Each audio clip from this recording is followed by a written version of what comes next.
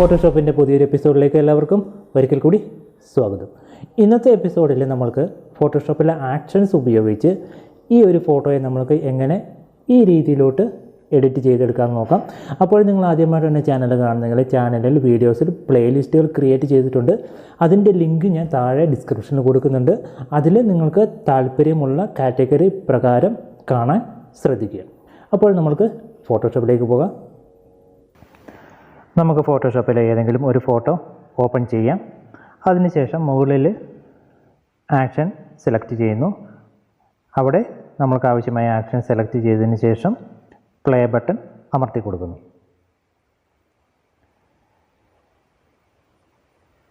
അതിനുശേഷം ഇവിടെ സ്റ്റോപ്പ് കൊടുക്കുന്നു. നമ്മുടെ ബാക്ക്ഗ്രൗണ്ട് ലെയർ ഇവിടെ ഗ്രേ കളറിൽ കാണുന്ന ലെയറാണ് ബാക്ക്ഗ്രൗണ്ട് ലെയർ.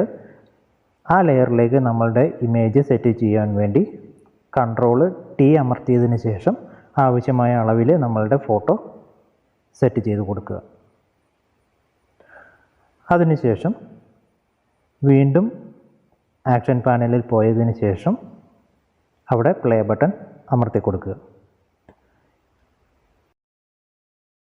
ഇതിനു മുമ്പത്തെ എപ്പിസോഡുകളിൽ ആക്ഷൻ എങ്ങനെ ക്രിയേറ്റ് ചെയ്യാം, അതുപോലെ ആക്ഷൻ എങ്ങനെ ലോഡ് ചെയ്യാം എന്നുള്ള വീഡിയോസുകളെല്ലാം ചെയ്തിട്ടുണ്ട്. അതിൻ്റെ ലിങ്കുകളൊക്കെ ഞാൻ താഴെ ഡിസ്ക്രിപ്ഷനിൽ കൊടുക്കുന്നുണ്ട്.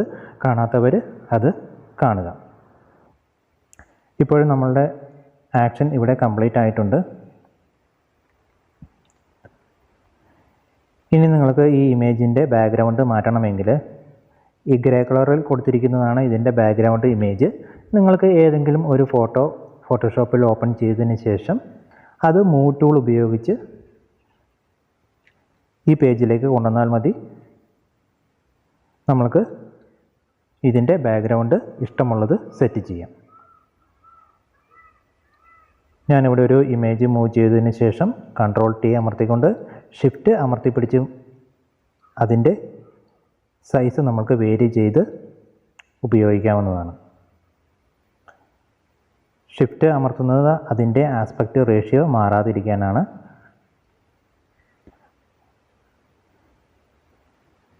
ഇനി നമ്മൾക്ക് ഈ ഫോട്ടോ സേവ് അല്ലെങ്കിൽ സേവ് ആസ് സെലക്ട് ചെയ്തതിന് ശേഷം JPG ഫോർമാറ്റ് സെലക്ട് ചെയ്തതിന് ശേഷം സേവ് ചെയ്യുക.